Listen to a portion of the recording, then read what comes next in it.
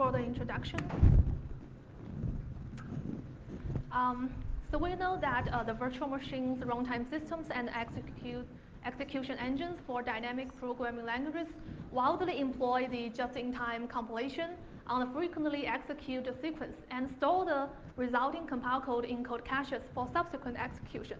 Because the compile code runs faster than the interpretation, so this technique could speed up the execution of the program so that improves the overall performance of the whole system. Typically, virtual machines for different applications are isolated, so the code caches are also process private. As JIT compilers have matured, the concomitant growing code caches that exist in many distinct and simultaneous processes cumulatively consume significant amounts of CPU resources and memory to generate and store them.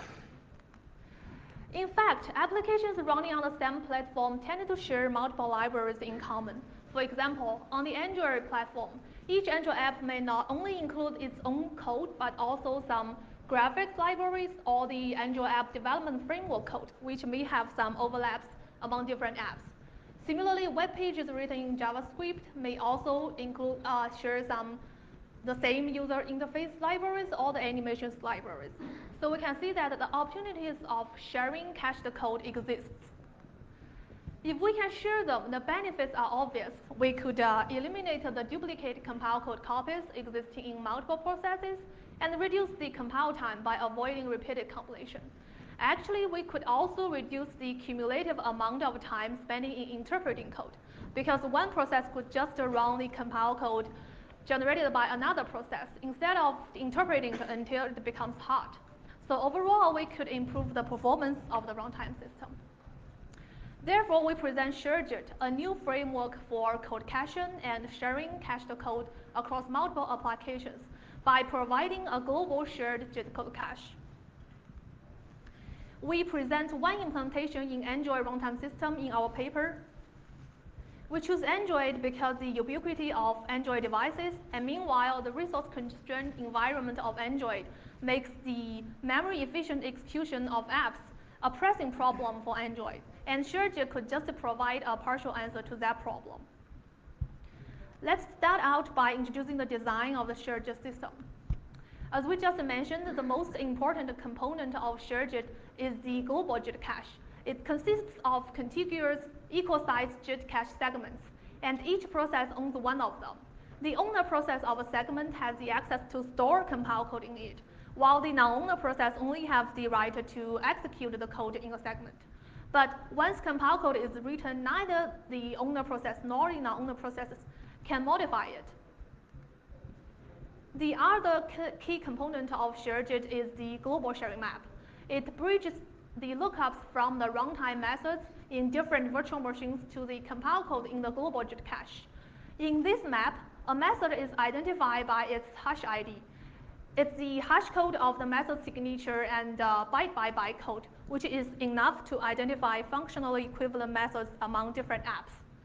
So we use the method hash ID as the key of the hash node in the global sharing map. So the value is the corresponding compile code entry point in the global JIT cache. Each hash node also contains a reference count indicating how many processes are using the associated compile code. It will be used by the garbage collector, which we will cover later. So overall, the layout of the memory areas of ShareJIT has two parts. The left side of this figure shows the shared memory space, and on the right side is an example process private memory space. The shared area is backed by a file, and each process could use the file descriptor to memory map the shared area into its own private memory space to access it. So, after the system running for a while, we could expect that the status of the system looks something like this. A bunch of compile code has been generated, and some of them are shared by different processes. For example, the compile code CCA2 is generated by process A for the method MA2, but it can also be shared to a method MB1 in the process B, as long as the method MB1 and MA2 are functionally equivalent. So, how does this whole sharing thing happen? In the ShareJIT enabled runtime system, The very beginning phase of the system's workflow is similar to any typical runtime. A method M will be interpreted for a certain number of times until its hardness crosses some threshold. The hardness here for a method means its invocation count plus the loop iteration count. It indicates how hard a method is during a program run. So there are two thresholds in the ShareJIT workflow governing the decision making. One is the sharing threshold and the other is hard threshold. The sharing threshold determines how hot a method must be before ShareJIT will attempt to share compile code to it. We use 5,000 as the value of the sharing threshold, and I'll explain a few slides later how we get this value. And the hot threshold determines how hot a method must be before ShareJIT will attempt to compile it.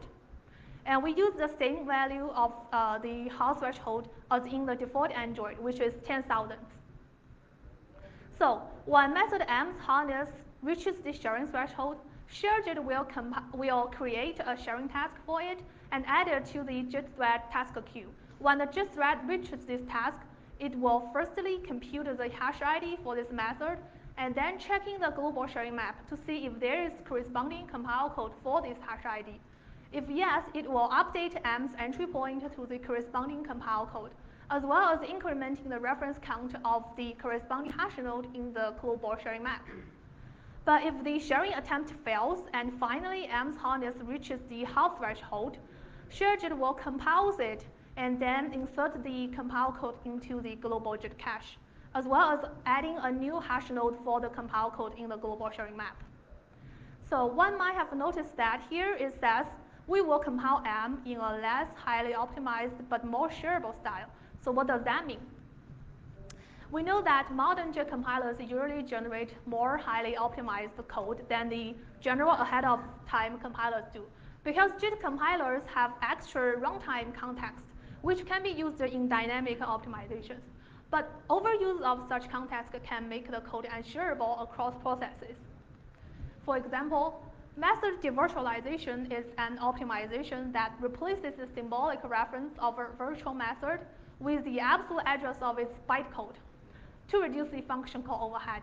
Unfortunately, embedding such kind of absolute address of method bytecode makes the code unshareable among processes, because the method bytecode is located in the class data area and is likely to be at different locations in different processes.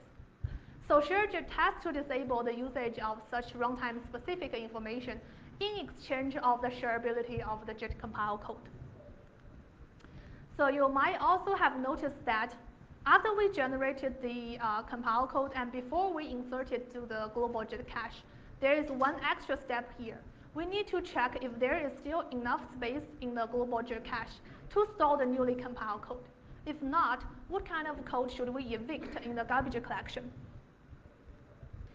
Recall that each hash node has a reference count indicating how many processes are using the associated code. So during the garbage collection, the collector would decrement the reference count of non-entering code in each process. For example, the discarded code may be from the optimization or recompilation, or the code that has not been executed since last garbage collection session. And the collector would only evict the code with a 0 reference count, which means it's not being used by any process. We can see that the garbage collection for the shared cache in our implementation is performed from a global perspective. From the workflow we've introduced just now, we can see sharing has introduced a more complex behavior than typical runtimes do. So let's talk a little bit about the costs and benefits of ShareJIT-enabled execution. For any method whose hardness count reaches the sharing threshold, there are two major costs for it.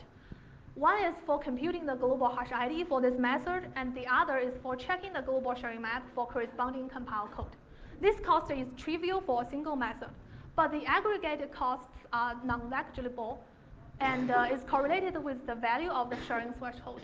Intuitively, as the sharing threshold increases, the number of the sharing attempts decrease, so that the aggregated costs will decrease too. On the other hand, for any method whose hardness count reaches the sharing threshold, the benefits depends on if the sharing attempt succeeds. If it fails, obviously the benefit is 0. If it succeeds, the benefit still depends on the future behavior of the app. Let's take a few examples to understand this. Say we have a method M1 whose lifetime invocation count during a program run never reaches the sharing threshold. Then the performance improvement we can get from M1 through ShareJIT is 0, because this method is never hot enough to trigger a sharing attempt. If we have a method M2 whose lifetime invocation count stays somewhere in between the sharing threshold and the hot threshold, say n, then the performance improvement we can get from M2 is delta t, which is time saving from executing the compile code of M2 versus interpreting M2, times n minus st. Because for the n minus st executions above the sharing threshold, the default runtime would still have been interpreting M2, but ShareJIT manages to be executing the compile code of M2. However, since the invocation count of M2 does not reach the hot threshold, M2 will not get compiled in either the default JIT or the ShareJIT, so ShareJIT shows no space saving for the method M2. Then if we have method M3 whose hotness exceeds the hot threshold, the time saving from less interpreting from M3 is a constant, which is delta t of M3 times ht minus st. But we have one extra saving for both performance and the space from M3 by eliminating the JIT compilation of M3, because in default JIT, M3 should have been JIT compiled when its hotness reaches the hot threshold. But in ShareJIT, this compilation is avoided by sharing. So from these 3 examples, we can see that the benefits of sharing is also correlated with the value of the sharing threshold. Intuitively, as the sharing threshold's value increases, the number of sharing attempts decreases, and the number of executions of compile code decreases. So the time saving from that becomes less. So the aggregate benefits in performance decrease. However, the space saving is still unpredictable, because it depends on if our ShareJIT method's final hotness exceeds the compile threshold, as we just explained using method M2 and M3. To be simplified, we can see that both the costs and benefits in performance are in negative correlation with the value of the sharing threshold. So our task is to find a best sharing threshold that can maximize the performance improvement of the system. We've tackled this task by experiments. In our experiments, we choose 8 wildly used apps with billions of downloads as well benchmarks. They are Airbnb, Amazon, Chrome, Facebook, Firefox, Instagram, Google Maps, and Skype. And we use a Google Pixel phone as our experimental device. Because when we started the ShareJIT project, Android 7 was the newest version, so we choose a device-specific version of Android 7 for the Google Pixel phone. We measured the CPU cycles consumed by each process as a metric of the performance. And we also measured the JIT cache size and JIT compilation time. We run our experiments by automated scripts instead of human operators. And the scripts simulate a real user's activities on a certain app. For example, launch the app, log in, swipe on the screen, type some text, and so on and so forth. The running time of each script ranges from 2 to 5 minutes, depending on the functionalities provided by a specific app and what was possible to do on a certain app from a real user's perspective. Each experimental run starts with flashing the experimental device with either the default Android OS image or the ShareJIT Android OS image, followed by installing all the 8 benchmarks and running the 8 automated scripts in a random order, ending with dumping and collecting data. We repeated the experiments for 30 times, 15 for the default Android and 15 for ShareJIT. We run the default Android and the ShareJIT alternately and consecutively to minimize the effects of Wi-Fi quality or the app content, app server changes. So back to the sharing threshold. We divide the range from 1 to 10,000, which is hot threshold, equally and test the threshold at 1, 1,000, 2,000 until 10,000. And here are the results. The x-axis of this figure is the value of the sharing threshold, and the y-axis is the saving percentage compared with the default JIT for all three metrics. And the data points on this figure are the average results of all the 8 apps. We can see that the compilation time and the JIT cache size is not significantly correlated with the value of the sharing threshold. But the CPU cycles curve shows a clear peak at the 5,000.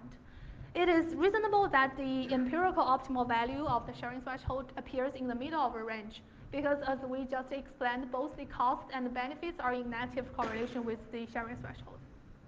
So we use 5,000 as the sharing threshold value in our implementation, and we compare the results with the default Android. Here are the detailed comparison between them. The numbers in this table are the reduction percentage compared with the default Android runtime system. We can see that each app shows a reduction in all three dimensions. Some of them show more reduction in JIT cache size, like Facebook, and some of them show more reduction in CPU cycles, like Amazon. In average, ShareJIT shows a 16% reduction in memory usage and a 9% improvement in performance, and 37% reduction in compilation time. To conclude, we present a new framework for code caching and code sharing across different apps with minimal modifications to the VM layer memory layout. We also design a set of policies to update and garbage collecting the global shared code cache. We don't have enough time to cover the details of the management of the shared cache. Please refer to our paper if you're interested in the details of the management. And we also provide a detailed implementation and an evaluation. Also, please refer to our paper for more details about the results and the figures of each app. Thank you. I'm happy to take any questions.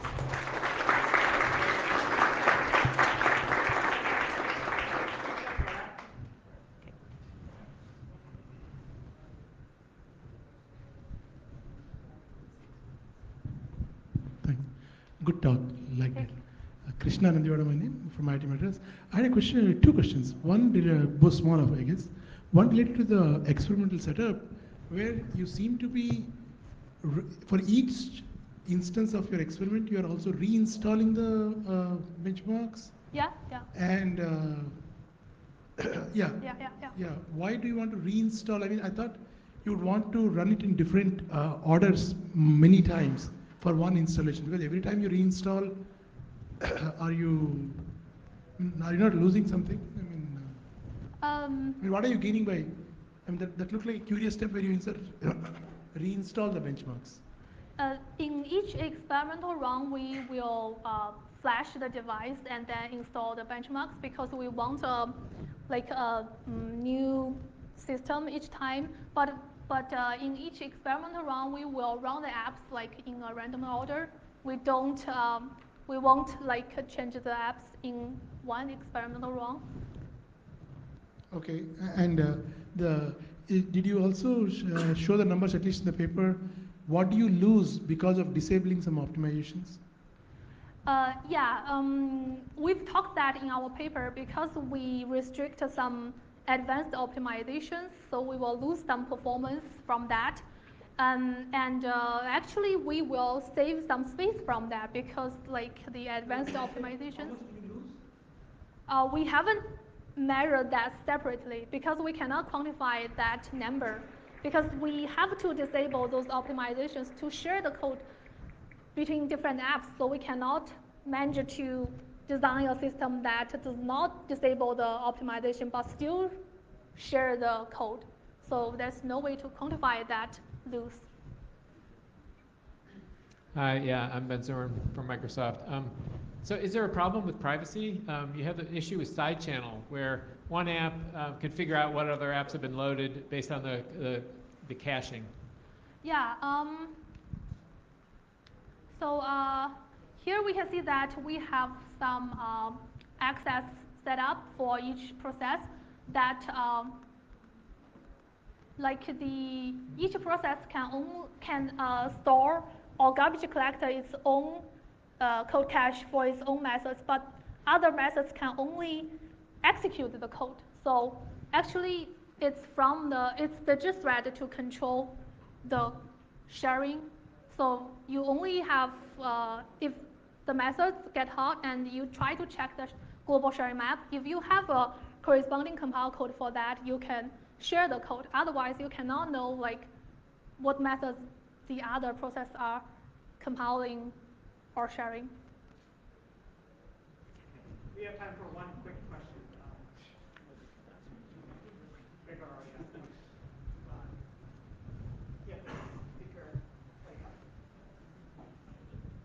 Hi, Mark Stewie from IBM. Just wanted to ask if you could list some of the optimizations that have been disabled because you want to share the code more. So yeah, as we showed, one of them is like the method devirtualization, and another big example is actually inline substitution, because you can imagine that if we want to share a method that has inline section, we need to guarantee that the inline section is also identical in the sharer and the sharee process. So one of our options was that we can record a list of all the inline sections and to guarantee that each pair are identical in both the sharer and sharee, but that would bring too much overhead because we need to compute the hash ID for each pair of calling methods and to store them. So we actually only allow to inline the built-in methods, like the class that is preloaded in the runtime system. For example, like the Java packages, like java.util package and the Android runtime framework packages. And we don't allow to inline the app-specific methods that is defined in the app source files. Yeah. All right. Thanks, Joanne.